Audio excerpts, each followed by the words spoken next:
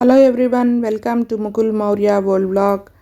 As the journey of Ramayana, the epic journey stories, today we are listening the last ninth story, Return to Ayodhya. And 1 to 8 stories playlist will be given in link will be given in the description. Just as she thought that the worst was over, Rama asked Sita to accept the fire ordeal to prove her purity in front of the entire assembly. Humiliated, Sita accepted.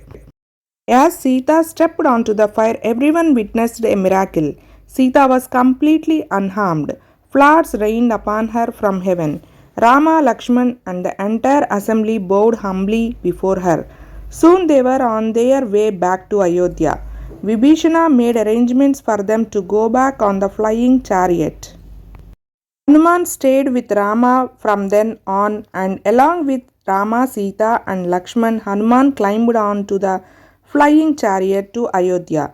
News of Rama's return spread in the city of Ayodhya. Everyone started rejoicing. The 14 years of exile had ended, and the people now had their king back. As the chariot landed, the people gathered together to welcome the king, queen, Prince Lakshman, and the brave and loyal Hanuman. As soon as they landed, Bharata removed Rama's cardigan and the throne, keeping it ready for the new King Rama.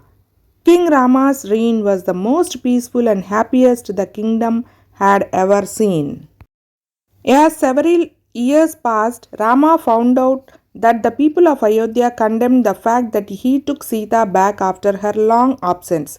He loved Sita, but his duty towards his people was more important. So, with a heavy heart, he ordered Sita to be exiled. Alone in the middle of no now here, Sita found her way to sage Valmiki's hermitage.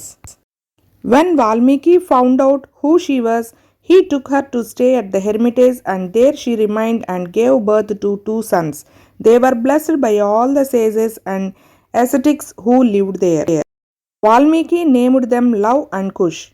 He taught the two boys so that they acquired wisdom. They were trained in the learning of the holy books, and they became skilled archers and mastered several weapons. Back in Ayodhya, King Rama wanted to perform the Ashwamedha Yajna. A holy sacrifice could only be performed with the attendance of both the husband and the wife. A golden statue of Sita was kept on Rama's left hand side. A splendid horse was released to move through various territories of the kingdom. If somebody stopped the horse in the way, he had to wage a war against the king himself. The horse was let loose, accompanied by a huge army wherever they went. The kings of those territories welcomed them and willingly accepted Rama's rule over them. The horse reached the forest where Valmiki's hermitage was located. Love and Kush were playing nearby, and when they saw the horse, they immediately caught hold of it and tied it to a tree. Rama saw them and gently asked them to let go of the horse, but the boys refused. So Rama took out his bow and started shooting arrows at them. The boys too fought back. A flurry of arrows was shot from both ends. The fight went on for some time till says Valmiki appeared. Rama immediately bowed down before him when he saw him. Valmiki was happy to see him and told Rama that the two boys that he was fighting were his own sons. Rama could not believe his words. Sita too was delighted to see that the boys had finally found their father.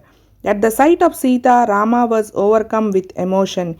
He was happy to find her safe under Sage Valmiki's care. Sage Valmiki suggested that Rama should now take Sita back to the palace and reinstate her in her rightful place. But even now Rama was hesitant. Sita saw this and understood that he would never take her back. So, respecting Rama's decision to give up his personal happiness for that of his people, she headed towards the bank of river Sarayu. There she sat and prayed to Mother Earth, asking her to keep a place for her on her lap. Suddenly, in the silence, an earthquake shook the earth and it tore open. Sita jumped into the opening, happy that she would attain happiness at last. But just as she jumped, the opening closed up and Rama finally called out to her, "My Sita," but it was too late. Everyone wailed when they saw what happened. Rama wept bitterly. He cried out for her so much that the gods had to intervene and tell him that he shall meet her in heaven and they would be together after that. Comforted, Rama then proceeded towards Ayodhya accompanied by his two sons. The city was decorated to welcome the young heir's home. After having ruled the happy and prosperous city of Ayodhya for years, Rama decided that it was time for him to return to heaven. This ends the epic story of the Ramayana, the story of Rama's courage and bravery, Sita's devotion and honesty towards Rama, and the ultimate victory of love over hatred. And that's all the Ramayana.